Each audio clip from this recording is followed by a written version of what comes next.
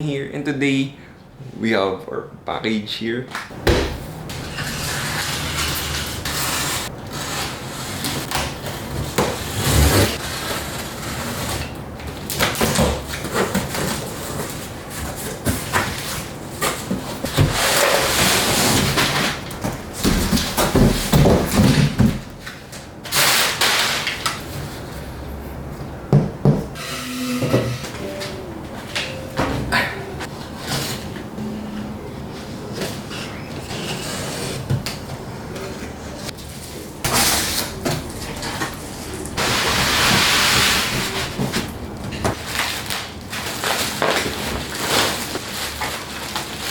For your pouches.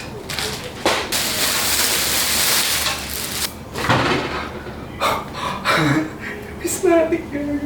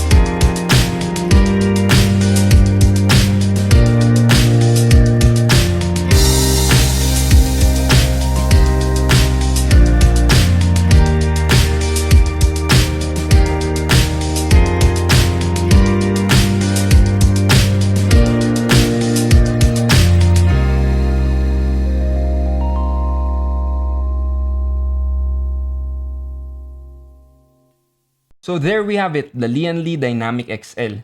Well, I'm really excited to unbox it because I've been waiting for this for around 4 to 5 months already. Maybe the same time as the Novolo's tech build.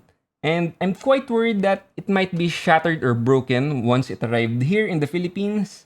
And luckily, it's all in one piece. And this case is gorgeous and ginormous.